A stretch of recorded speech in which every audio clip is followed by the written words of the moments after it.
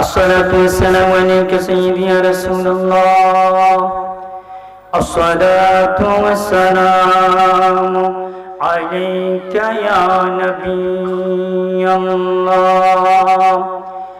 الصلاة والسلام عليك يا شفيع المذنبين.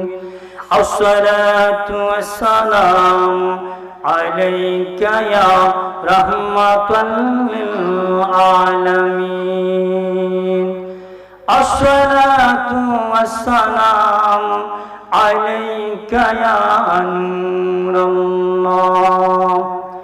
قال الله تعالى في كلامه المجيد وفي فرقان الحميد. بسم الله الرحمن الرحيم. يا أيها الذين آمنوا توبوا إلى الله توبة نصوحا. الله قال الله تعالى في شان حبيبه ومحبوبه ومعشوقه ومخبرا وآمرا. إن الله وملائكته يصلون على النبي يا أيها الذين آمنوا صلوا عليه وسلموا تسليما. اللهم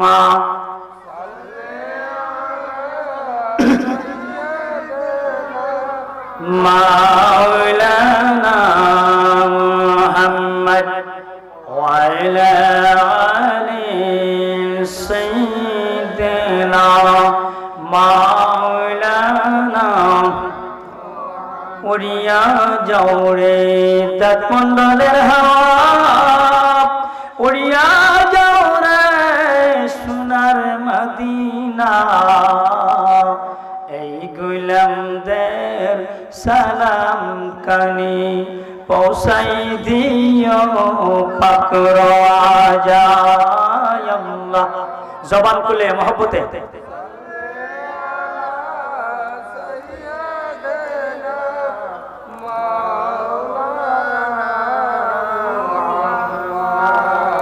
وعلى آل سيدنا.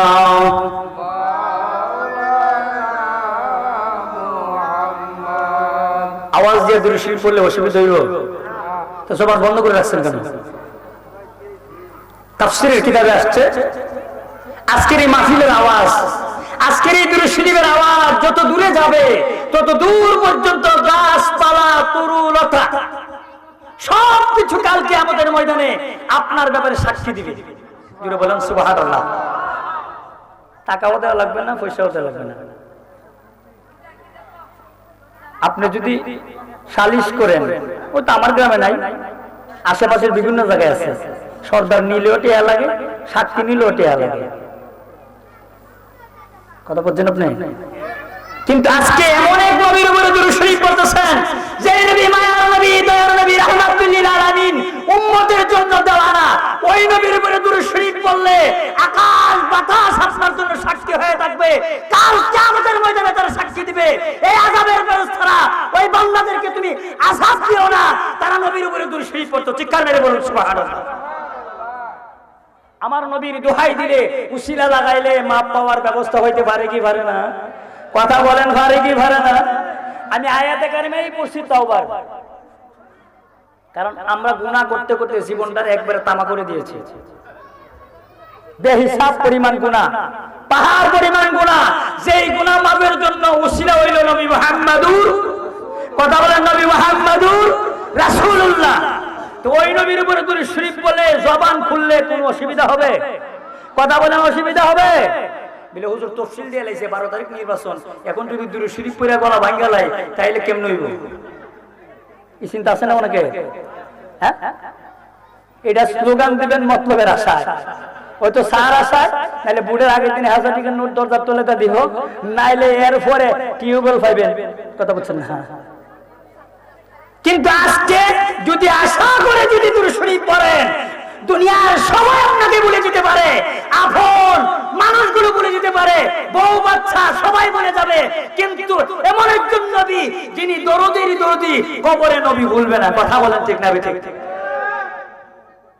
এই দুনিয়া পড়ে থাকবে,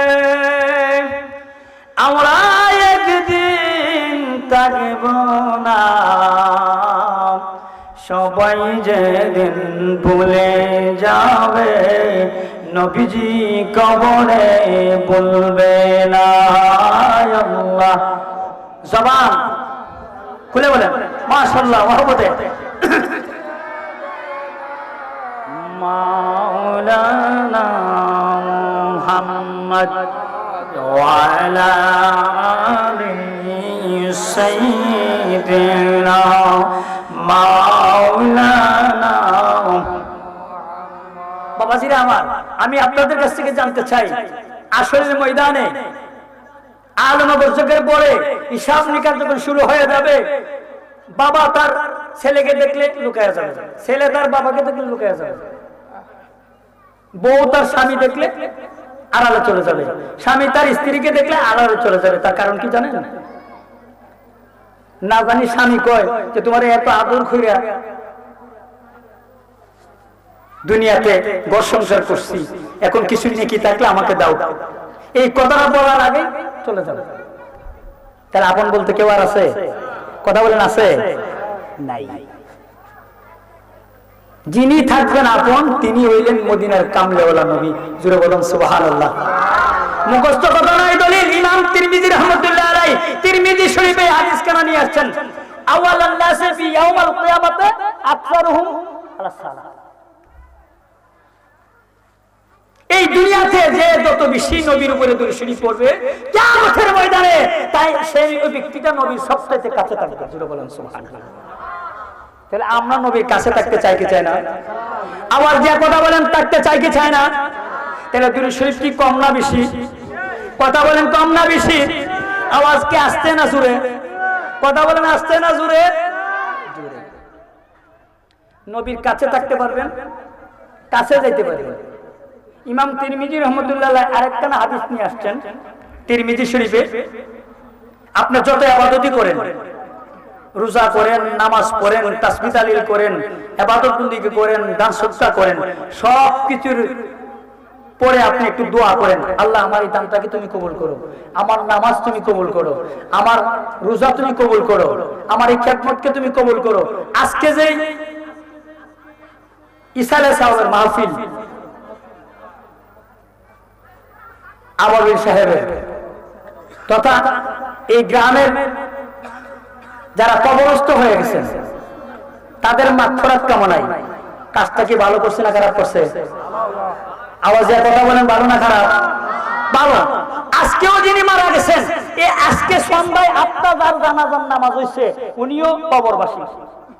কথা বলেন, কবর উনার মাগফিরাত কামনায়। এই যে ছেলেরা কাজটা করলো, এটাকে ভালো করলো না খারাপ করলো?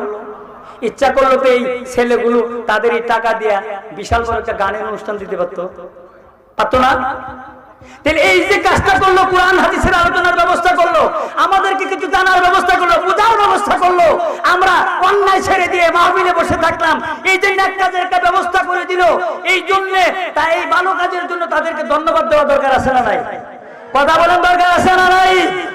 তাদেরকে আমরা উৎসাহিত করব, যতদিন তোমরা বেঁচে থাকবে ততদিন তোমরা ওই ইসলামিক কোনো কার্যকলাপ না করে, শরীয়ত বিরোধী কোনো কার্যকলাপ না করে, কোরআন হাদিস যেদিকে তোমরা ওই দিকে থাকবে। কথা বলেন ঠিক না বেঠিক?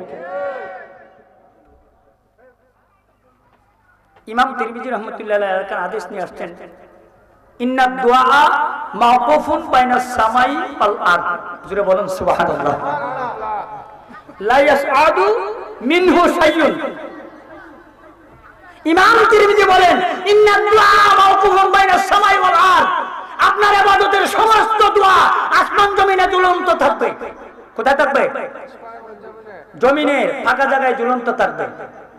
বাংলাদেশের যত কার্যক্রম আছে অফিস আদালতে, আপনার সব ঠিক যতক্ষণ পর্যন্ত ইটা না দিবেন, আপনার ফাইল কি টেবিলে তোলে না উঠছে, এটা যারা তো আছে এরা জানে।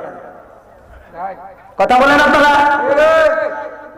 সব তথ্য ঠিক, আপনিও সঠিক, বিধি মোতাবেক আপনি আবেদন করেছেন, কিন্তু এই কাম না করার কারণে আপনার উপরের ফাইল টেবিলের নিচে মাসের পর মাস ঘুরতেছে। টাকা 5,000 ধরাই দিয়েছেন, পরের দিনে কাজ শুরু হয়েছে। এটার নাম হলো বাংলাদেশ। এটার নাম কি? বাংলাদেশ। ফাইল ঝুলন্ত, টেবিলের উপরের ফাইল তো লেগেছে। আমার নবীজি বলেন, ইন্নাদ দুআ মাওকুফুন বাইনাস সামাই ওয়াল আরদ লা ইয়াসআদু মিনহু শাইউন হাত্তা তুসাল্লি আলা নবিকা। যতক্ষণ পর্যন্ত তোমার নবীর উপরে তুমি দুরূদ শরীফ না পড়বে, তোমার জীবনের যত ইবাদত তুমি আদায় করেছো, কোন ইবাদতের দোয়াই আসমানে পৌঁছবে না যতক্ষণ তুমি আমি নবীর উপরে দুরূদ শরীফ না পড়বে। চিৎকার মেরে বলুন সুবহানাল্লাহ। যেই নবীর উপরে দুরূদ শরীফ না পড়লে দোয়া কবুল হয় না, ওই নবীর উপরে উঁচু আওয়াজে দুরূদ শরীফ পড়া দরকার আছে না নাই? কথা বলেন, দরকার আছে না নাই? তাহলে জবান খুলে উঁচু আওয়াজে মহব্বতে বলুন আল্লাহুম্মা। মাশাআল্লাহ। মাওলানা মুহাম্মদ ওয়া আলা আলি সাইয়্যিদিনা।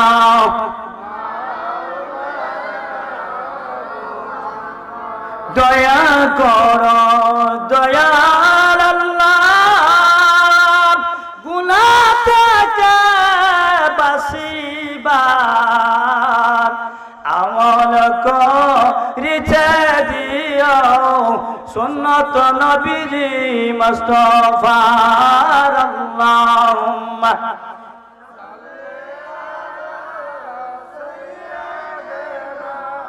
মাওলানা মুহাম্মদ ওয়া আলা আলি সাইয়্যিদিনা। মাওলানা লা ইলাহা ইল্লাল্লাহ, লা ইলাহা, জোরে জোরে লা ইলাহা, আরো জোরে লা ইলাহা, লা ইলাহা, লা ইলাহা, লা ইলাহা। বাইজান বহুদূরে মদিনা, আমরা কেমনে যাব? দয়া করে দয়াল আল্লাহ, দয়া করে দয়াল আল্লাহ, পরাও মনের বাসনা। লা ইলাহা ইল্লাল্লাহ, লা ইলাহা, লা ইলাহা, লা ইলাহা ইল্লাল্লাহ মুহাম্মাদুর রাসূলুল্লাহ সাল্লাল্লাহু তাআলা আলাইহি ওয়াসাল্লাম। আলহামদুলিল্লাহ, অতি সংক্ষেপে আমি প্রস্তাবটা একটু পড়ব। দাঁতমন্ডল পূর্বপাড়া হাবিবুর রহমান আবুল ফকিরের ইসাল ও সওয়াব উপলক্ষে কবরবাসীদের আত্মার মাগফিরাত কামনায় ওয়াজ ও দোয়ার মাহফিলের সম্মানিত সভাপতি মুফাসসিরে কোরআন, পীরে তরিকত, রাহনুমায়ে শরীয়ত পীরজাদা হযরত মাওলানা কুতুবুল আজিজ সুন্নি আল কাদি সাহেব কেবলা মাদ্দাজিল্লাহুল আলী গদ্দিনশীন পীর সাহেব গাউসিয়া মিরানি আজিজা দরবার শরীফ দাঁতমন্ডল। আজকের মাহফিলের সহসভাপতি আমাদের সকলের পরিচিত বিশিষ্ট সমাজসেবক, আমাদের এই ওয়ার্ডের সম্মানিত মেম্বার সাহেব জনাব মোহাম্মদ আল কাউসার, ইউবি সদস্য 3 নং ওয়ার্ড দাঁতমন্ডল। আজকের মাহফিলের সভারত্ন পীরে তরিকত পীরজাদা হযরত মাওলানা আনোয়ারুল আজিজ সুন্নি আল কাদি সাহেব কেবলা মাদ্দাজিল্লাহুল আলী খাদেম গাউসিয়া মিরানি আজিয়া দরবার শরীফ মন্ডল। আজকের মাহফিলের প্রধান অতিথি আন্তর্জাতিক খ্যাতি সম্পন্ন মুফাসসিরে কোরআন, বিশিষ্ট সুফিবাদী আলেম পীরজাদা আলহাজ খাজা হযরত মাওলানা শেখ সাদি আব্দুল্লাহ সাদেক পীর সাহেব কেবলা গদ্দিনসিন পীর সাহেব, মইনিয়া নজরুলিয়া দরবার শরীফ, বুড়িচং, কুমিল্লা। আজকের মাহফিলের বিশেষ অতিথি সারা বাংলার আলোড়ন সৃষ্টিকারী বক্তা, সুন্নিয়তের অত্যন্ত পহিড়ি আমার বাবা হযরত মাওলানা কারি মিজানুর রহমান আজিজ আল কাদরি সাহেব, চেয়ারম্যান দাওয়াতের রিসালাত বাংলাদেশ হবিগঞ্জ। আজকের মাহফিলের বিশেষ বক্তা আমার খুব আদরের স্নেহভাজন ছাত্র, সারা বাংলার মন মাতানো আলোচক, সমুদ্র কণ্ঠের অধিকারী, তরুণদেশী বক্তা, এই দাঁতমন্ডলের গর্ব হযরত মাওলানা হামিদুল ইসলাম হেলালি সাহেব দাঁতমন্ডল। মাহফিল পরিচালনায় রয়েছেন আমার এই স্নেহভাজন ছাত্র, এই গ্রামের কৃতি সন্তান মাওলানা সাব্বির হুসাইন, এবং তার সহযোগী হিসেবে আছেন মোহাম্মদ ইমন হুসাইন, এবং আমার ডানে বামে আমার বাম পাশে বসা আছেন আমার উস্তাদ হযরত মাওলানা শামসুর রহমান আল কাদরি সাহেব, আমার পাশে বসা আছেন আমার বাবা এরফানুল হক লিটন সাহেব, রায়হানুল সাহেব, আমার ভাই বিশ্ব সর্দার দাঁতমন্ডলের সৈয়দ রহমান সাহেব, ভান্ডারী সাহেব, আরো যারা আমার সামনে বসা আছেন আমার গ্রামের খুব আদরের আপনজনেরা, আন্তরিকতার ভালোবাসার মানুষগুলো, পর্দানিশীন মা বোনেরা, আসসালামু আলাইকুম ওয়া রাহমাতুল্লাহি ওয়া বারাকাতুহু। কষ্ট পাইতেছেন আপনারা? কি কষ্ট পাইতেছেন? আমি কুরআনে কারিমা থেকে একটা আয়াতে কারিমা তেলাওয়াত করছি। আমাদের জীবন একবারে গুনাহ দ্বারা ভরপুর। কথা বলেন, গুনাহ দ্বারা ভরপুর। আজকে থেকে প্রায় 8 বছর আগে আমার এক ছাত্র ঢাকা ইউনিভার্সিটি পড়ে, সে আমার হঠাৎ করে ফোন দিছে, সালাম দিল, ওয়ালাইকুম সালাম, বললাম হুজুর আমার জন্য দোয়া করেন। আমি বললাম মুসিবত আছে। কি মুসিবত? আজরাইল আমার চতুর্দিক দিয়ে ঘুরতেছে। আমি জিগাইলাম, আমি প্রথম মনে করলাম সে আমার সাথে মশকারি করতেছে, আবার চিন্তা করলাম মশকারি করেন তো কথা না, আজরাইল আমার চতুর্দিকে ঘুরতেছে। আমি বললাম হাসি দিয়া, তুমি কিভাবে জানলা? কোজুর আমি ঢাকা মেডিকেলে আছি আব্বাকে নিয়ে। আমার বাবার ডান পাশে যিনি আছেন তিনি সকালে মারা গেছেন, বাম পাশে যিনি তিনি 12টায় মারা গেছেন, আমার বাবার পায়ের দিকে যিনি আছেন তিনি কিছুক্ষণ আগে মারা গেছেন। এখন মধ্যে দিয়ে আমি আর আমার বাবা আছি, তাইলে আজরাইল তো আমার পাশে ঘুরতেছে। কথাটা বলেন ঠিক না ঠিক? কথা বলেন ঠিক না ঠিক? একটা রুমের ভিতরে 60 জন রোগী, যদি 3 জনই মারা যায়, একজন বাকি থাকে, তাইলে বোঝা গেল এই রুমের ভিতরে আজরাইল ঘুরতেছে। কথাটা তো সত্য। কথাটা কি সত্য? যে কোনো মুহূর্তে আমার বাবাকে ধরে নিয়ে যেতে পারে, আমাকে ধরে নিয়ে যেতে পারে। আজরাইল তো ধরাছোঁয়ার বাইরে, ধরাছোঁয়ার বাইরে। তখন আমি চিন্তা করলাম কথাটা খুবই গুরুত্বপূর্ণ, কথাটা খুবই। এখন আমার ডানে বামে এখানে একজন, এখানে একজন যদি মারা যায়, পাশনে একজন মারা যায়, তাহলে বাকি আপনারা আর আমি। কথা বলেন। দাঁতমন্ডলের অবস্থা এরকম, কেবলই মারা যায় একসাথে 4-5 জন একসাথে। এটাকে আপনারা খেয়াল করছেন কিনা জানেন, আমি খেয়াল করতেছি। 10 মাস দেখছেন, আমি হিসাব করছিলাম 2 মাসে 8 জন, এই 60 দিনে 60 জন মারা গেছে। মেম্বার সাহেব উনি খুব পরিসংখ্যান তথ্য দিয়ে কইছে এই 2 মাসে 10 জন। কারণ আমরা জানাজাত না গেলেও উনি কোন জানাজা মিস নাই, কারণ জানাজাত না গেলে ছেলে গুছা মেয়ে গুছা ও বুট দিছি এত কষ্ট করে, আমার মার জানাজাটা তুই আইছি না।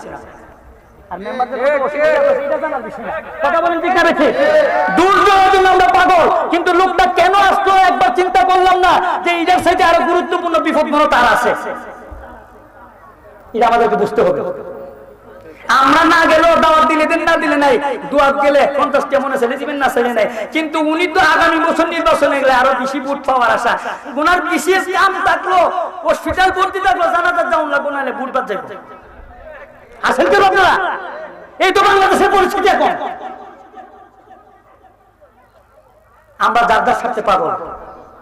অমুক আমাকে জিগাইল না, সালাম দিল না, আমার দাওয়াত দিল না। কিন্তু আমি একবার খবর নিলাম না, অমুক কেন আমাকে দাওয়াত দিল না, সালাম দিল না। আমার সাথে বড় ভূমিত মনে সে আছে। কথা বলে, এই কথাটা যতক্ষণ পর্যন্ত আপনি আমি চিন্তা না করবো, ততক্ষণ পর্যন্ত কোনোদিন আমরা সঠিক মানুষ হতে পারবো না। কথা বলেন ঠিক না ঠিক? আমরা যার যার স্বার্থের পাগল, মতলবের পাগল। আমার আল্লাহ বলতেছেন বিসমিল্লাহির রহমানির রহিম। ইয়া আইয়ুহাল্লাযীনা আমানু তুবু ইলাল্লাহি তাওবাতান নাসুহা। আমার আল্লাহ রব্বুল আলামিন ডাক দিয়া বলেন, গোলাম গোলাম রে, ও আমার বান্দা বান্দা রে, ওই বান্দারা জীবনের গুনাহের জন্য তওবা করো, অন্যায়ের জন্য তওবা করো, মাফ চাও, ক্ষমা চাও। চাওয়ার মতো চাইতে যদি পারো রে বান্দা, তোমার চোখের পানি গাল বায়া জমিনে পড়ার আগে মাফ করে দিব আমি আল্লাহ। তাহলে আমাদের গুনাহ আছে না নাই? কেউ কইলেও যা, না কইলো তা, রেকর্ড তো দুই ফেরেশতা করতে আছে। আপনি মনে করতেছেন ফাঁকি দিবে, ক্রিকেট খেলা কিন্তু ফাঁকি দিবার সুযোগ নাই। ইসলামে বল লাগছে কি লাগছে না এটা আম্পায়ারের কাছে আবেদন করে কি করে, কিন্তু আম্পায়ার আঙ্গুল উড়াইবার আগেই ক্যামেরা বন্দি। কিভাবে বলটা লাগছে কি লাগছে না, লাগছে কি লাগছে না কয়েকবার দেখানোর পরে ডিসিশন নাই, আউট নাইলে নট আউট। কথা বলেন ঠিক না ঠিক?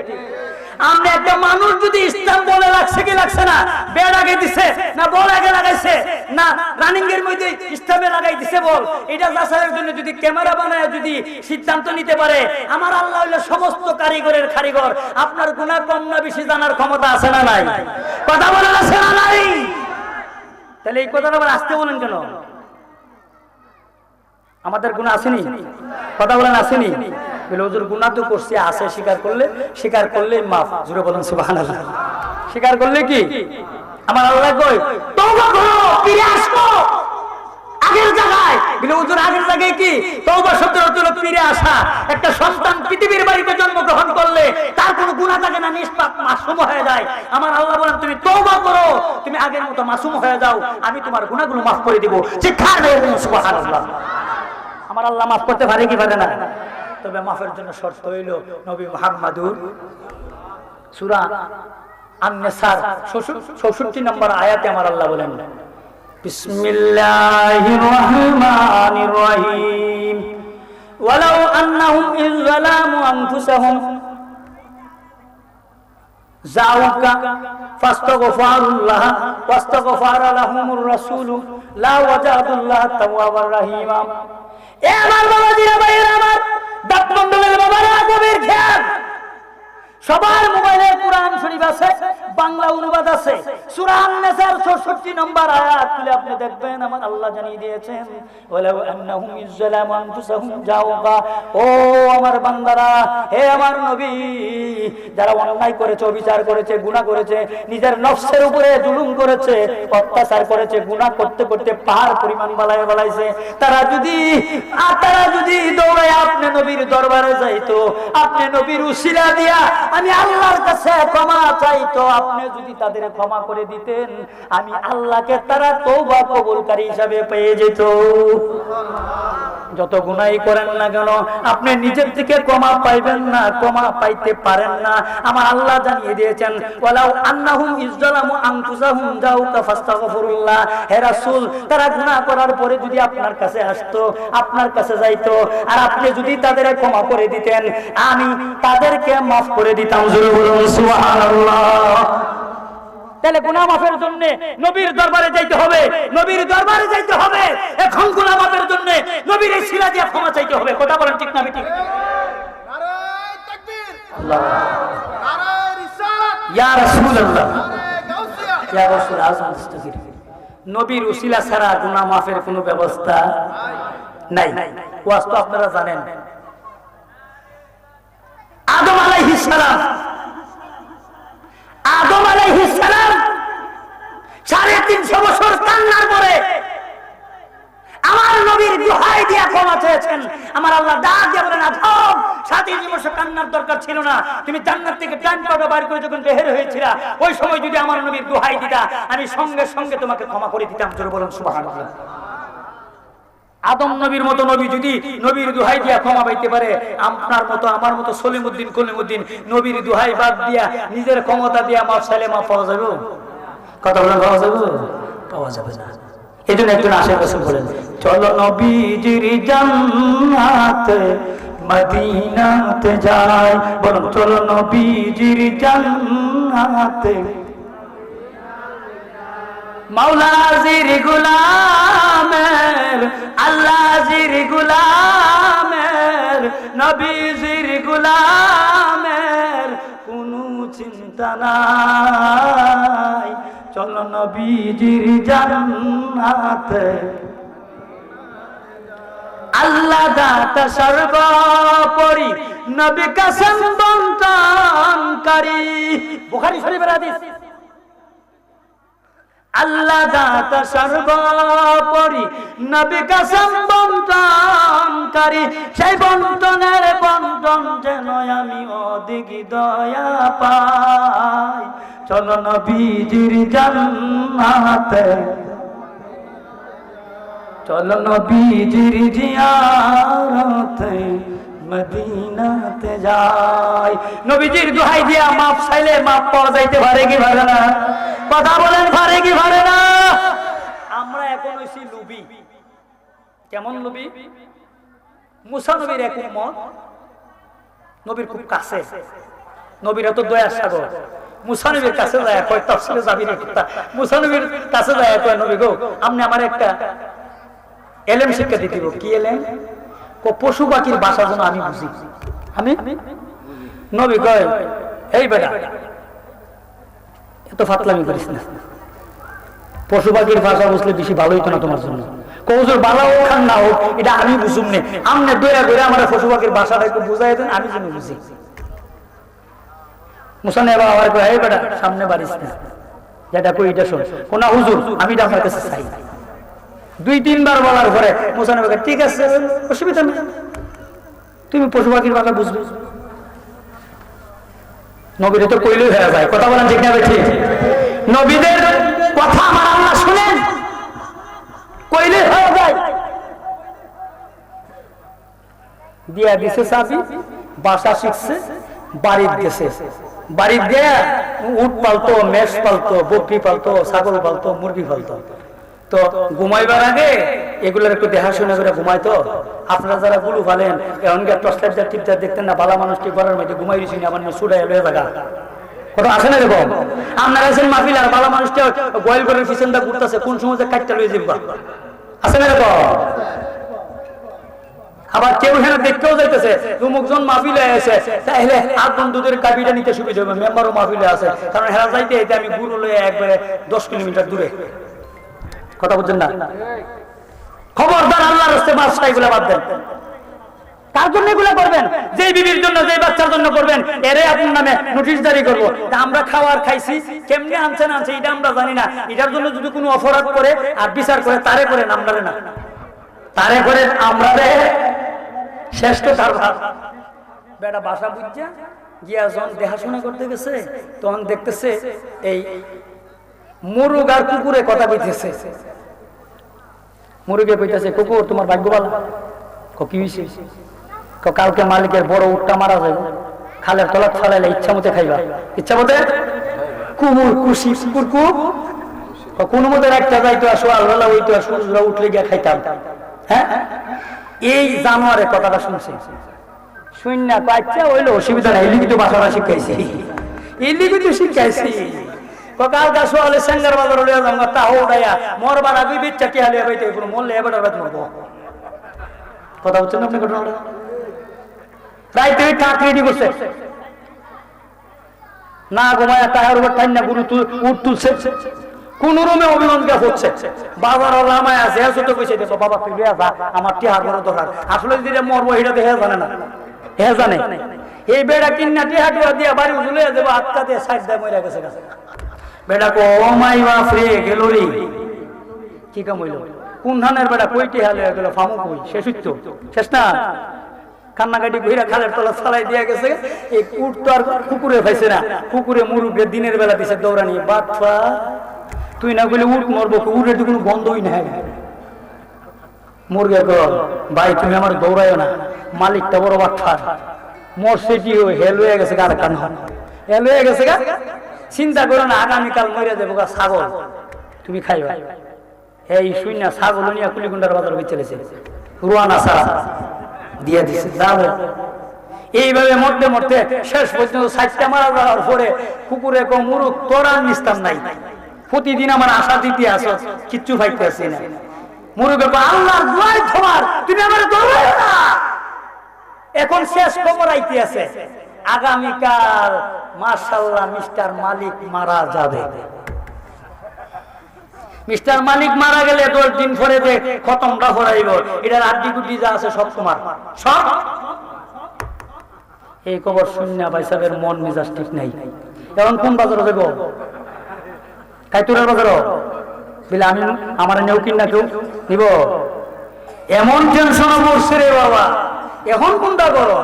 উট বেচলাম, ছাগল বেচলাম, মুরগি বেচলাম, সব বেচলাম, এখন আমারে কেটে বেচবে? হ্যাঁ, দৌড় দিছে রে বাবা।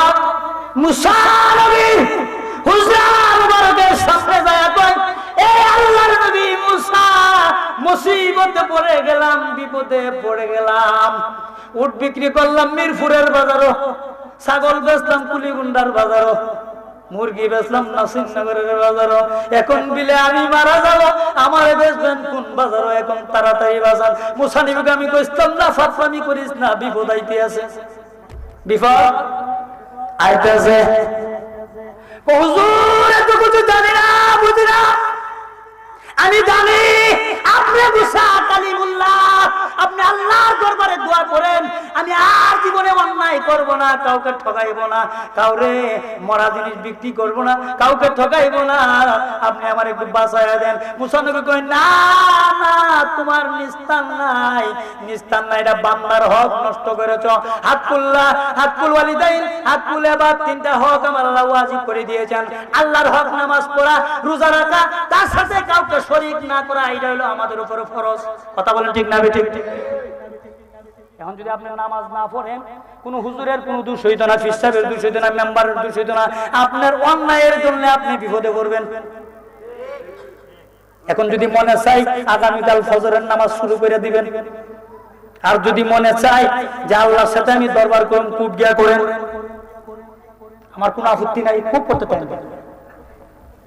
হকুল ওয়ালিদাইন, পিতামাতার হক, শ্বশুর শাশুড়িরা দেশি মুরগি খাওয়াইবেন, মা বাপরে ফানো দিতেন না, এটার বিচার আপনার উপরে, আপনি বুঝবেন। হকুল ইবাদ, বান্দার হক। মুসা নিস্তার নাই, নিস্তার নাই, এমন কান্না শুরু করে দিয়েছে, এমন কান্না শুরু করে দিয়েছে। নবীরা দয়ার সাগর, আর আমরা নবী তো আরো বেশি দয়ার। কথা বলেন ঠিক না ঠিক? দয়ার নবীজি দয়ার সাগর, পাবো আমরা কই গেলে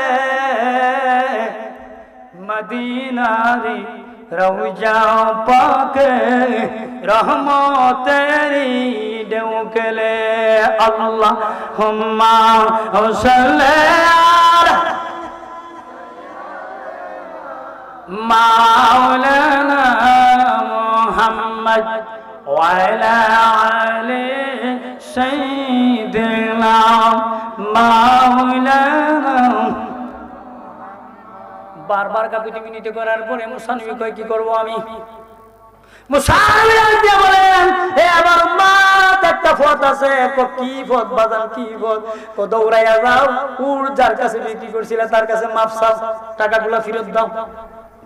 হুজুর তার বাড়ি চিনি না, গাড়ি চিনি না, কই যাও? বাজারে যাও।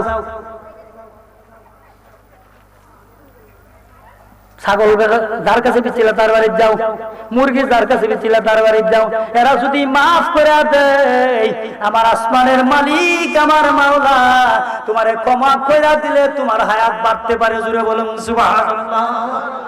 বান্দার হক যতক্ষণ পর্যন্ত আপনি নষ্ট করবেন ইজ্জত সম্মান, যতক্ষণ পর্যন্ত তার কাছে ক্ষমা না চাইবেন, আল্লাহ আপনাকে ক্ষমা করবে না। আলী কারামাল্লাহ ওয়াজু বলেছেন, এমন কথা তুমি কাউকে বলবে না, হইতে পারে মরণের সময় মাফ চাওয়ার জন্য তাকে তুমি খুঁজে পাবে না। কথা বলেন, এই জন্য কথারও একটা হিসাব আছে। কথা বলেন আছে না নাই?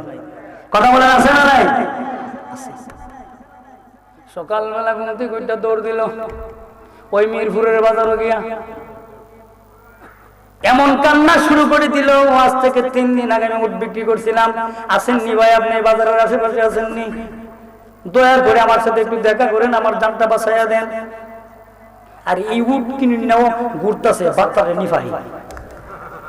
আইতারা না বাবা, হ্যাঁ হাও মাও করে কান দেখো কি হয়েছে। আজকে থেকে 3 দিন আগে একটা উট বিচ্ছিলাম, আমি বড় অন্যায় করেছি, আমি ওই লোকটাকে তালাশ করতেছি। আমিও তো কত ভাই ধরেন টাকাটা নেন, আপনার টাকা না, আমাকে আল্লাহর রাস্তায় মাফ করে দেন, আমি অন্যায় করেছি। আমি আগেই জানতাম যে উটটা মারা যাবে, কিন্তু আপনাকে ঠকানোর জন্য আমি টাকাগুলো নিয়ে গেছি, মরা উটটা আপনার কাছে বিক্রি করে গেছি, আপনি তো মুসিবতে পড়ে গেছেন, আমাকে ক্ষমা করে দেন। এই লোকটা মনে মনে কই এত মুসিবতে পড়িয়া যখন আবার ফিরে আসে মাফ করে দিলাম, জোরে বলেন সুবহানাল্লাহ। ক্ষমা মুহূর্তের লক্ষণ। আমার আল্লাহ বলেন, আমার বান্দা গুনাহ করার পরে, অন্যায় করার পরে, অনুশোচনা করে যখন চৌকের পানি ছাড়ে, হাদিস শরীফে আছে চৌকের পানি গাল পায়া জমিনে পড়ার আগে মাফ করে দেন আল্লাহ। চিৎকার করে বলুন সুবহানাল্লাহ। তাহলে আমাদের জীবনের গুনার জন্য আজকে মাফ চাওয়া দরকার আছে না নাই? কথা বলেন, মাফ চাওয়া দরকার আছে না নাই? তওবা কবুলের শর্ত হলো 5টা। কথা বলেন কয়টা? নাম্বার 1, আপনি আগে স্বীকার করতে হবে আমি গুনাহ করেছি। আল্লাহ আমার বান্দা যখন স্বীকার করে আমি গুনাহগার, অর্ধেক মাফ, অর্ধেক কি? এটার এক্সাম্পল হলো আপনি মারামারি লাগছেন, মাথা ফাড়াইছেন, মামলা হয়েছে, মিটিং জমায়া যদি মেম্বার সর্দার মাতাব্বর সব জমায়া যদি আপনি কোন, আমার একটা কথা আছে, কি কথা? যে কোনো সাক্ষী নাই, কিচ্ছু নাই, আমি স্বীকার করে নিচ্ছি আমি আগে বাড়ি দিছি, আমি মাথা ফাটাইছি, সব দোষ আমার। সর্দার ওইটা কব, এই করি এই বিচার শেষ, কি বিচার করেন? এ তো স্বীকারই করে নিচ্ছে। এখন কি আর মারলে আর মাই গাইব? মারলে তো আর মাই গাইতো না। তবে একটা কথা তার সাথে, জীবনে আর এই কাজ কইরো। আমার আল্লাহ কয় আমার বান্দা গুনাহ করার পরে যখন স্বীকার করে আমি গুনাহ করেছি, আমি অর্ধেক মাফ করে দেই। চিৎকার মেরে বলুন সুবহানাল্লাহ। তাহলে আমাদের গুনাহ আছে না নাই? আওয়াজ দিয়ে বলেন আছে না নাই? মাবুদ তুমি সাক্ষী থাকো, আমরা অন্যায় করেছি, অপরাধ করেছি, গুনাহ করেছি, তুমি ক্ষমা করে দাও। আল্লাহ মাফ করতে পারে কি পারে না? 2 নম্বরে অনুতপ্ত হওয়া, আমি আসলে অন্যায় করেছি। কি করা? অনুতপ্ত হওয়া। অনুতপ্ত হইলে বাকিটা মাফ। আমরা যারা গুনাহগার, আমরা আজকে অনুতপ্ত হব যে আল্লাহ আমরা গুনাহ করেছি। অনুতপ্ত হইলে কেমন মাফ?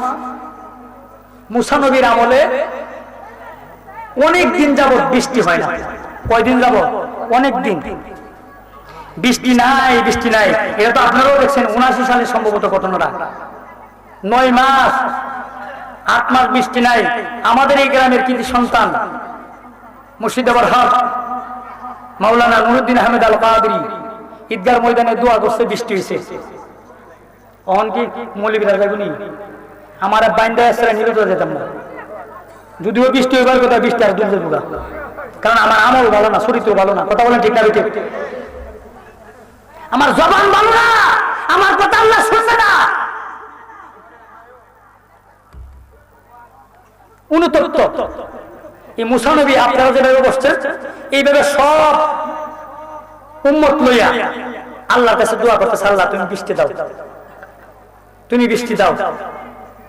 আমার কথা তো যদি তুমি না শোনো, আমার কথা তো তুমি না শোনো, তাফসীরের মাঝে তো আমার কথা যদি তুমি না শোনো, তুমি যারে দিয়া দুনিয়া বানাইছো তোমার হাবিব রাহমাতুল লিল আলামিন, ওই নবীর দোহাই দিয়া দোয়া করি, তুমি দোয়াটা কবুল করে বৃষ্টি দাও। জোরে বলেন সুবহানাল্লাহ। কিও দেড় পাতার মৌলবী ফইরা নবীর দোহাই মানতে রাজি না, নবীর উসিলা মানতে রাজি না। নবীর শান শুনলে সেরা গেল এই জায়গা। আর মুসা নবীও দোহাই দিয়ে আল্লাহর, আদম নবী দোহাই দিয়ে আল্লাহর, সব নবী দোহাই দিয়ে আল্লাহর। নবীর উম্মত হওয়ার জন্য ইদ্রিস নবী এবং ঈসা নবী আবেদন করেছে, ঈসা নবীর আবেদন কবুল হয়েছে। নবীজির রওজা মুবারকের পাশে জায়গা খালি আছে। ঈসা নবী দুনিয়াতে আসবেন, ইন্তেকাল করবেন, আমার নবীর রওজা মুবারকের ভিতরে তার দাফন হবে। সে কাজে বলুন সুবহানাল্লাহ। ওই ঈসা নবী আর কই দেড় পাতার মৌলবী? দেখছেন হুজুর দালাইল খায়রাত মানে ইমাম জালালউদ্দিন সৈয়দিনা বুঝলা গেছি, উনি এই কিতাবটা লিখেছেন দালাইলুল খায়রাত। দালাইলুল আল্লামা জাযুলি রাহমাতুল্লাহ আলাইহি দালাইলুল খায়রাত কিতাবটা লিখেছেন। এই কিতাবের ভিতরে আছে নবীরা যদি নবীর উম্মত হওয়ার জন্য দাবি করতে পারে, আপনি আমি তো কিছুই না। কথা বলেন ঠিক না? ঠিক। লক্ষ কোটি শুকরিয়া, বিনা আবেদনে যে নবীর উম্মত আমরা হইছি। কথা বলেন ঠিক না? ঠিক। আবার নবীর সাথে নাফরমানি। আল্লাহ কয় মুসা যতই দোয়া করো কাম হইতো না, কে রে? তুমি যারা হলো দোয়া করতেছো, এখানে এমন একজন নাফরমান আছে 40 দিন যাবত এমন নাফরমানি করতেছে যার কারণে দোয়া কবুল হবে না। এখন মনে করেন এখানে যদি কেউ মারার কিছু আসামি থাকে, একটা এক্সাম্পল, এখন যদি কেউ জানায় যে পুলিশ আইতেছে, ক্যামেরাতে উনি যাইব, পর্দা ছিঁড়া যাইব না সেট ফিরে যাইব নাকি যাইব, এটা উনি যাইব, যে যাইব এ বুঝবো। কথা বলেন ঠিক না বেঠিক? মুসা নবী কয় দোয়া কবুল হইতেছে না, এখানে তোমরা যারা বসে রয়েছো এই বসার মধ্যে দিয়ে একজন নাফরমান আছে। কি আছে? এখন এই লোকটা মনে মনে কয় আমি যদি অনেক এখান থেকে উঠতে যাই তো সবাই জানবো আমি নাফরমান। আমি কি নাফরমান? আমি যাইতাম না। সাগর মুড়া দিয়ে এমন কান্না শুরু করছে, আল্লাহ গো তুমি আর আমার বিরোধিতা করো না, জীবনে আর কোনোদিন অন্যায় করতাম না, তোমার নবীর খাতিরে তুমি আমার ক্ষমা করে দাও। জোরে বলুন সুবহানাল্লাহ। যেই মাত্র আমার আপনার নবীর উসিলা লাগাইছে রে বাবা, ও দক্ষিণের বাবারা ভাইয়ারা, গভীর খেয়াল, যখন উসিলা লাগাইছে সঙ্গে সঙ্গে বৃষ্টি দরদর করে শুরু হয়ে গেছে। মুসা নবীর মেজাজ গরম। কথা বুঝছেন না? আল্লাহ তুমি না একটু আগে কইলা নাফরমান আছে, বৃষ্টি হইতো না, এখন যে বৃষ্টি হইলো কারণটা কি? যার কারণে বৃষ্টি বন্ধ ছিল তার কারণে বৃষ্টি শুরু হয়েছে। জোরে বলেন না সুবহানাল্লাহ। মুসা নবী কয় আল্লাহ তাহলে এই লোকটার আমার একটু দেখার আছে, একটু আগে বৃষ্টি বন্ধ তার কারণে, এখন বৃষ্টি শুরু তার কারণে, এক মিনিটের ভিতরে কি ঘটনা ঘটলো, কি কান্ডটা ঘটলো তার সাথে কথা কইতাম। কোন আমি গুনাহগার থাকতে যার পরিচয় দেয় নাই, এখন বন্ধু বলে তারে লজ্জিত করতে রাজি না। জোরে বলুন সুবহানাল্লাহ। তাহলে আমার নবীর উসিলা লাগাইলে যদি বৃষ্টি বন্ধ, বৃষ্টি শুরু হইতে পারে অনুতপ্ত হওয়ার কারণে, মাফ চাওয়ার কারণে, আমরা যদি 50 বছরের গুনাহলে আজকে মাফ চাই নবীর উসিলা দেয়া, আল্লাহ মাফ করতে পারে কি পারে না? কথা বলেন পারে কি পারে না? তাহলে এই গুনাহ আর জীবনে কোনোদিন করা যাবে না, কোনোদিন করা যাবে না। আমরা আমাদের অবস্থান থেকে মাফ চাইবো, ক্ষমা চাইবো। ইমামে আজম ইমাম আবু হানিফা রাহমাতুল্লাহি আলাইহি, নুমান বিন সাবিত যার নাম, যিনি 30 বছর পর্যন্ত এশারের নামাজের ওযু দিয়া ফজরের নামাজ, বলেন আল্লাহু আকবার, বলেন আল্লাহু আকবার। আর আমরা 30 বছর পর্যন্ত এশার নামাজ তো দূরের কথা, ফজর কয়টা মুহুই দিছি না, সব ফজরের পরোটা গেছি। আছে না এরকম? হ্যাঁ, কি আমরা মুসলমানের ঘরে জন্ম নিছি না? কেন? এই অভ্যাসগুলো আল্লাহর রাস্তায় আপনার পরিহার করতে হবে। নামাজ আপনার কামাই, এটা আপনার কাম, এটা কোনো ফিরসাদের কাম না, আলেমের কাম না, অন্য কারো কাম না, এটা আপনার ব্যক্তিগত কাম। বিলে হুজুর কেমন আপনার ফেডে গিটা লাগলে যেমন আপনি ডেক্সির কাছে যান ভাত খাইবার লাগি, তেমনি ভাবে আপনি যদি কবরে শান্তি পান, জান্নাতে যাইতে চান, জান্নাতে যদি জান্নাতে আরাম করতে চান, তাহলে নামাজ আপনার দরকার, আপনার একান্ত ব্যক্তিগত প্রয়োজন, এটা অন্য কারো প্রয়োজন না। জোরে বলুন সুবহানাল্লাহ। ভাত খাওয়ার প্রয়োজন হলে ভাতের কাছে যান, তাহলে জান্নাতে যাওয়ার প্রয়োজন হলে আপনার নামাজের কাছে যেতে হবে। হাদিস শরীফ, আসসালাতু মিফতাহুল জান্নাহ, নামাজ বেহেশতের, নামাজ বেহেশতের। আমি ওই দিকে যাচ্ছি। এই তওবা যারা করবে, এই তওবা আমার নবী বলেন ইস্তিগফার। হাদিস শরীফে আমার নবী বলেন যারা ইস্তিগফারের সাথে লেগে থাকবে আমার আল্লাহ তাদেরকে 5টা নিয়ামত দান করবে, 5টা সওয়াব দিবে। জোরে বলুন সুবহানাল্লাহ। কথা বলেন কয়টা দিবে? ইস্তিগফারের সাথে লেগে 5টা সওয়াব যদি পাওয়া যায় তাহলে ক্ষমা চাওয়ার দরকার আছে না নাই? কথা বলেন দরকার আছে না নাই? আরো জোরে আওয়াজ দিয়ে বলেন দরকার আছে না নাই? একটু নারায়ে দেন, নারায়ে তাকবীর। যেই মাত্র অভিগঞ্জের বেলা ঢুকছে, অভিগঞ্জের বেলা সাউন্ড বাড়াই দিছি। আপনারা কি আমার সাথে একমত? বাইকটা হইলো হবিগঞ্জের, বকটা হইলো হবিগঞ্জের, সাউন্ড বাইরে গেছে এমনি। দেখছেন এলাকার প্রতি এলাকার কি টান? কথা বুঝছেন? তাহলে আপনারা আমার গ্রামের, আমি অন্যায় করলো আপনাদের আপন। কথা বলে আপনারা অন্যায় করলো আমার কাছে। মাইকেল আওয়াজ উঠে বুঝছে? এখন আমি জান দিছি আওয়াজ পারে না, এখন মাত্র দেই টানে। কথা বুঝছেন? যা খুশি বেজান, এটা এলাকার টান, ওনাদের কোনো দোষ নাই। আমার বাজান ফরদিন গিরে আমি তোরা আমার সাউন্ডটা বাড়াইলে না, এই তুমি যখন কথা বুঝছেন, কথা বললেন না কথা। এটা হলো এই তো এলাকার এবং গ্রামের একটা আন্তরিকতার ভাব। কথা বলেন, এটা ওনারও দোষ নাই, এরারও দোষ নাই, এটা হলো প্রাকৃতিক। কথা বলেন করতে হবে ঠিক। আপনি যতই বিদেশ দেন আর বাইরে দেন, বিশ্বর ডাইলে মনটা পরিবর্তন বোঝা যায়। আপনি যেমন দাঁত মন্ডল ঢুকছেন, কথা বলছেন না, এটা হইটা আর কি, এটা হইলো কোনো অসুবিধা নাই। তাহলে ইস্তেগফারের সাথে লেগে বাবা 5 মিনিট মাত্র 5 মিনিট ইস্তেগফারের সাথে লেগে থাকলে 5টা নিয়ামত। নাম্বার 1, বিপদে পড়লে উদ্ধার করবে কে? আওয়াজ দিয়ে কথা বলেন কে? আল্লাহ।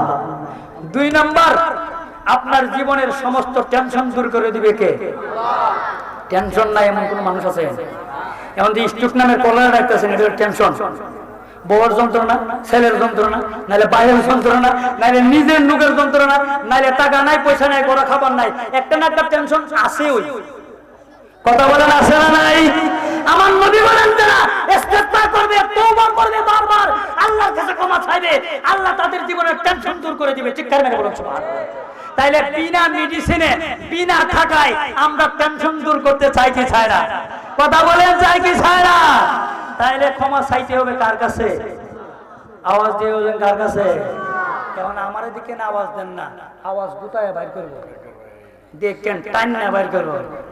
ও 12 তারিখের নির্বাচনে লেগে রাখছেন না, কি আওয়াজ বাইর করবো টাইম না? শুরিতে বাইর করলে ভালো না, টাইম না বাইর করলে ভালো? শুরিতে না? যারা ইসলাম গ্রহণ করছে শুরিতে, এর মধ্যে একটা, আর যারা ফেসার দিয়ে করছে এরা একটা। কথা বলেন ঠিক হবে? ঠিক। তাহলে আওয়াজটা আস্তে আস্তে মুখটার পর্দাটা খুলে লাগে, মানে টাইম না বাইর হবে, টাইম নাই। নাম্বার 3, এমন জায়গা থেকে খাবারের ব্যবস্থা হবে জীবনে আপনি কোনোদিন কল্পনাও করতে পারবেন। আপনার শত্রু 9 মাস 2 বছর কথা কেন কব, ভাই একটু খারো শাখায় যাও, মনটা চাইতে তোমার শাখা হইতাম, এই ব্যবস্থাটার মালিক কে? কথা বলেন কে? আমার নবীকে বেশি বেশি তওবা করবা, তোমার শত্রু তোমার শাখা হইব। তো শত্রু শাখা হইলে তো টেনশন এমনই নাই, এমনই নাই। নাম্বার 6, আল্লাহর কোনো আযাব আপনার কাছে আসবে না। দিনে 2 বার যদি ভূমিকম্প, এর সাথে বড় আযাব আছে? কথা বলেন আছে? গ্রামের বাড়ি ঘর দিকে নিয়ে বুঝছেন না, বিল্ডিং যারা আছে এরা বুঝছে। রাজুকের চেয়ারম্যান ভূমিকম্পের মধ্যে আছে, ঢাকা শহর বাসের অযোগ্য হয়ে গেছে, কারণ সব বিল্ডিং অকেজু। আমরা গ্রামের ঘর লড়ে না, ফললেও কিছু না, ঘর ফরব দৌড়তে দেবেন আম গাছের তোলে শেষ হতে। কিন্তু এরা দৌড়তে গেল টাচটাকে মরবো 500 জন, একটা বিল্ডিং এ তাই এমন 10,000 না।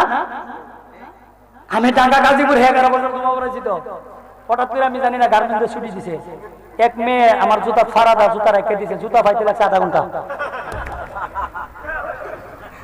কখন আছে? আধা ঘন্টা। মানে জুতার লাগে যদি নয়, মানে আমি শহীদ। কথা বলছেন না? মলিগুলো হাসিল পছন্দ করে না।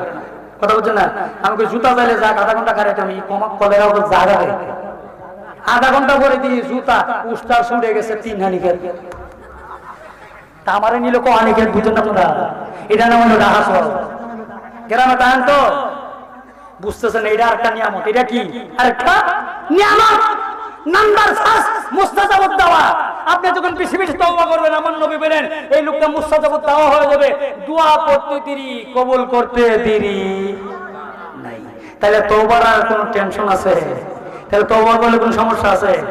টেহাও দেওয়া লাগতো না, পয়সাও দেওয়া লাগতো না, মামলাও করা লাগতো না, খালি ঘুমাইবেন আর তওবা করবেন, আল্লাহ মাফ করো। কথা বলেন কি করো? মানব জিন্দেগিটা হইলো ব্যাংকের চাকরির মতো। আমার ব্যাংকের বাপ গেছে, ডেবিট ক্রেডিট মিলাই দিব। আমরা তো এটা করি না। সকাল থেকে সন্ধ্যা পর্যন্ত যা করছেন, ঘুমাইবার সময় আল্লাহর কাছে মাফ চাইবেন, আল্লাহ অন্যায় অবিচার যা করছে আল্লাহর রাস্তে মাফ করে দাও, আল্লাহর রাস্তে মাফ করে দাও। কারণ ঘুম থেকে উঠলে সকাল, না উঠলে পরকাল। কত মানুষ ঘুমে মরে না? দরজা কাটতে ভাঙ্গা বাইরে হয়ে মরে দিছে, তাহলে পরকাল হয়ে গেছে। তাহলে আপনি যদি তওবা করে যদি না ঘুমান, তাহলে এই গুনার বোঝা তো আপনার মাথা থাকেই গেল। ব্যাংকের চাকরি যখন হিসাব না মিলাবেন, ব্যাংকের দরজা পাওয়ার ইত্যাদি নাম নেই, কারণ আগামীকালের জন্য রাখা যেত না, রাখা যাবে না। মানব জীবনে তো ব্যাংকের চাকরির মতো, এটা আমরা বুঝি না দিকে নিয়ে এত ওয়াজের দোহা। এখন এই যে মুস্তাজাবুদ দাওয়া, কেডা? ইমাম আহমদ ইবনে হাম্বল, হাদিস বিশারদ, হাম্বলি মাযহাবের ইমাম। উনি উনার শেষ জীবনে হাদিস সংগ্রহের জন্য দূর দূরান্তে সফরে যাইতেন। এক শীতের মৌসুমে খেতা কম্বল লইয়া, হাদিসের কিতাব লইয়া গেছে, যাইয়া মাগরিবের নামাজ মসজিদে পড়ে, এশার নামাজ পড়া খেতা কম্বল বাইর করে হাদিস লিখতেছে। মসজিদের দারোয়ান গিয়া কয়, অখরুজ মিনাল মসজিদে এশাই। এই বুড়া, মসজিদ থেকে বাইরে ইমাম আহমদ হাম্বল কই বাবা রে আমি কই যাবো, অনেক দূরতে আইছি, শীতের দিন, আমি মনে করছি মসজিদে থেকে যাবো, ওহাবিরার মতো, ওহাবিরা মসজিদ ঘুমায়। কথা বলে ঠিক না বেঠিক? মসজিদ ঘুমার জায়গা না, ঘুমাইলে মানুষের কাপড় ঠিক থাকে না। কথা বলেন ঠিক না বেঠিক? হেরা মনে করছে মসজিদের সরকারি ফ্যান আওয়াজ বাতাস দিয়া ঘুমায় না, মসজিদে কি মসজিদের শেষদার জায়গা, ঘুমের জায়গা না। আর উনি সফরের অবস্থায় আছেন, উনি এলেম অর্জনের জন্য, দ্বীনি শিক্ষার জন্য, এই এলেম চর্চার জন্য, প্রকাশের জন্য গেছে, এটা হলো আরেক বিষয়। জায়গা নাই, ব্যবস্থা নাই। আর আমরা দেশের বাইরে জায়গা আছে, ব্যবস্থা আছে, সুন্দর বউ আছে, এরপর মসজিদে গিয়ে ঘুমায়। কথা বলেন, এটা বিলকুল না যায়। তো বাইরে তো বুড়া বেড়া কই যাবো, যদি না বাইরে আমি গলা ধাক্কা দিয়ে বের করে দিব। বলেন নাউজুবিল্লাহ। দারোয়ান দর বুঝে না, উনি যে ইমাম আহমদ ইবনে হাম্বল, এত বড় আস্তি, এত বড় আলেম, উনি কিটা করতে বাইরে গিয়া খেতা কম্বল একদিকে লইয়া, গাট্টিতে লইয়া আল্লাহ আল্লাহ জিকির করতে করতে দাঁত মন্ডল থেকে হাঁটতে হাঁটতে কলেজ মোড়ে গেছে। রাত বাজে 12টার পর কলেজ মোড়ে গিয়া দেখে কলেজ মোড়ের হোটেলের ফোয়ারোটা বাজতেছে, আর টাওয়ার মাঝে রুটি দিতেছে যুবক একটা, 28 বছরের যুবক। আস্তাগফির আস্তাগফির আস্তাগফিরুল্লাহ, রুটি বেচে আস্তাগফিরুল্লাহ, টাকা কেসে তো আস্তাগফিরুল্লাহ, রুটি বাজে আস্তাগফিরুল্লাহ। ইমাম আহমদ হাম্বল কই বাবা গো, আমি বুড়া মানুষ, আপনার এই তাওয়ার আগুন থেকে একটু তাপ নেই, আমার বড় ঠান্ডা লাগতেছে, একটু অনুমতি দিবেন? যুবক কই কত মানুষ কত কিছু করতেছে, অনুমতি নেই না, আগুনের তাপ নেবেন, আপনি নিলেও তো আগুন জ্বলবো, না নিলেও তো জ্বলবো, আপনার কাছে আপনি তো আগুনের মালিক, আপাতত আপনার অনুমতি নেন, নেন। কিছুক্ষণ পরে জিজ্ঞাসা বাবা একটা কথা বলতে পারবো? ওকে, আপনি রুটি বাঁচতেছেন আস্তাগফিরুল্লাহ, রুটি বেচতেছেন আস্তাগফিরুল্লাহ, ক্যাশের টাকা রাখতেছেন আস্তাগফিরুল্লাহ, বুঝলাম না ঘটনাটা কি? যুবকটা ডাক কয় হুজুর, এই আস্তাগফিরুল্লাহর ভিতরে আমি যা পাইছি গো হুজুর, আমি মুস্তাজাবুদ দাওয়া হয়ে গেছি। আমার জীবনের সব দোয়া আমার আল্লাহ কবুল করেছেন, একটা দোয়া ব্যতীত। একটা দোয়া বেড়া তো তত্তর করে কিরি, আমি এত বড় আসছি, এত বড় মাযহাবের ইমাম, আমার দোয়া কবুল হইছে না আমি জানি না। বেড়া রুটিওয়ালার যুবক কই সব দোয়া কবুল, এটা কিতা বুঝলাম না, ঘটনাটা কিতা? জি হুজুর, একটা দোয়া কোনটা? একটা দোয়া হলো আমি মনে মনে নিয়ত করেছি, ইমাম আহমদ ইবনে হাম্বল, উনি হাদিস বিশারদ, হাম্বলি মাযহাবের ইমাম, আমার ইচ্ছা আমার জীবনে উনি ওনার কাছে যাব, ওনাকে দেখলে ওনার কপালে চুমা দিব, পায়ে কদম বুসি করব, ওনার কাছে বায়াত হব, আমার জীবনটা শেষ জীবনটা ওনার দরবারে কাটাইবো, এটাই আমার ইচ্ছা। এটাই কবুল হইছে না, ওনার সাথে আমার দেখা হইছে না, দেখা হয় নাই, আমার ইচ্ছাটা পূরণ হয় নাই, আমি এই জন্য এটার আশায় আছি। ইমাম আহমদ হাম্বল কয় আল্লাহু আকবার, হে যুবক তোমার জীবনের এই দোয়াটাও কবুল। চিৎকার